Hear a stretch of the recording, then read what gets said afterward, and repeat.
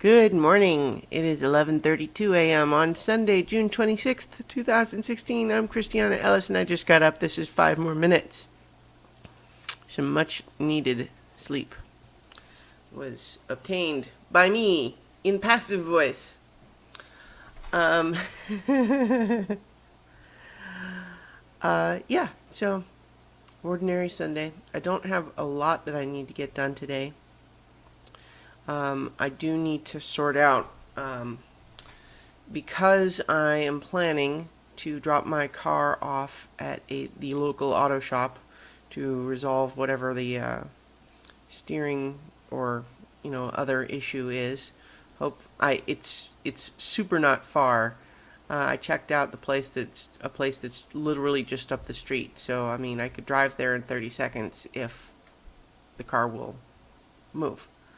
So hopefully that won't be too much of a problem because I would like to not have to call a tow truck just to get it to go 50 yards.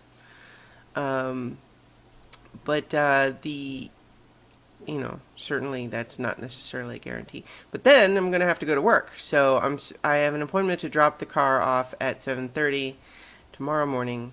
But I think today I want to procure a rental car with which to drive to work while my car is in the shop. And hopefully it won't be in the shop for very long, but I'm going to do the proactive adult thing. Especially since this week will be the last week at my current project. I definitely still don't want them to feel like they're getting cheated of any of my time. We'll see.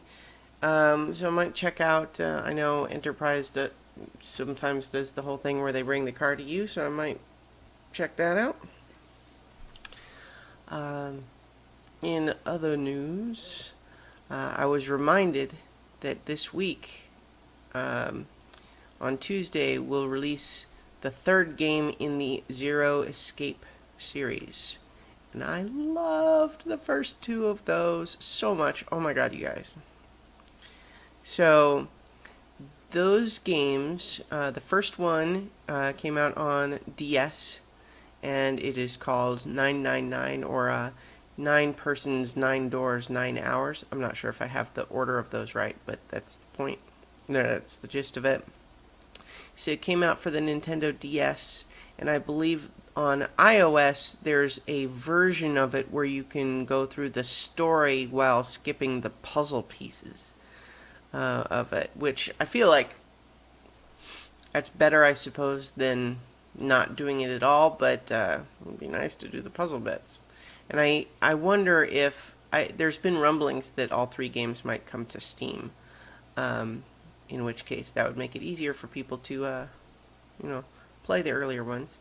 But so 999 is the first one, and then Virtue's Last Reward is the second one. That came to 3DS and Vita, and now the new one's going to come out.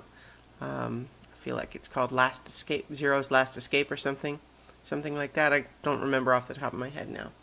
But the way the game works is it's basically mostly a visual novel, which is a style of game coming out of Japan, where basically the gameplay, most of it, is just reading a story. Lots and lots of text that is kind of illustrated, usually with static backgrounds and cutout characters, meaning they're usually just going to be limited animation 2D images of the characters in a variety of emotional states that it'll use to just kind of pop up on screen to be accompaniment to whatever you're reading about at the moment.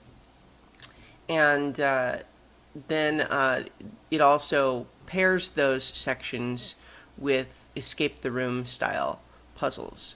But one of the things that makes the story kind of extra cool, in my opinion, is it's the story it's telling is part of kind of the the genre of group of people wakes up in a weird place, doesn't know how they got there, now they have to figure out how to escape without all being killed.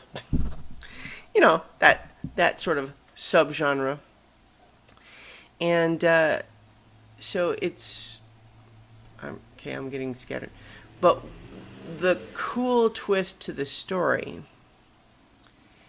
is that there are a lot of themes about like subconscious knowledge and what they call morphogenetic resonance, morphogenic, and basically the idea that knowledge elsewhere in the universe can sometimes be subconsciously tapped into. And so what happens in this game is that you have to make various choices over the course of the game that determine which path you're taking through the story. And each time you make a choice like that, you're going to choose to go through this room instead of that room, and you can't go back and undo it. But what's going to happen at some point is that you are going to get to an ending that is wholly unsatisfying. It's often an ending where everybody gets killed. So that seems like it would be disappointing, or it's just like a choose your own adventure. But what you start discovering as you play it again to see the parts that you didn't see before, like when you say, okay, well, I went left in that hallway before, now I'll go right this time. What you start to see is that the story depends on you knowing what happened in the other playthroughs, even within the context of the story. And so the idea is that you start, after having gone through a couple of different iterations, your character in the game starts remembering details of what happened in your other playthroughs. And that's ultimately what allows you to get to the real ending, is the memory of, okay, well, I didn't go through that room in this playthrough, but that room had the critical machine that we need to solve the problem here. And if your character didn't remember that, even though they had never been through that room in this timeline, they wouldn't be able to solve the new puzzle. And so it kind of relies on, the solving the problem relies on having gone through all of those other playthroughs. And it sounds vaguely like that might be tiresome, but it's totally not. It's super fun. The story is sort of,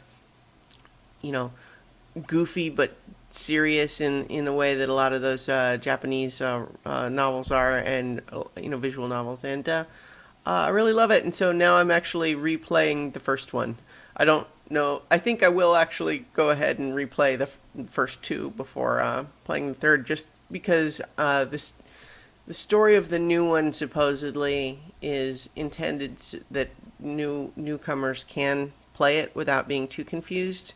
But the reviews that I've read indicate that it's much better if you do have played the other two. And I have, but it's been long enough that that I kind of want to replay them, and I'm enjoying that process. So, yay. All right. I will talk to you guys tomorrow for 5 more minutes.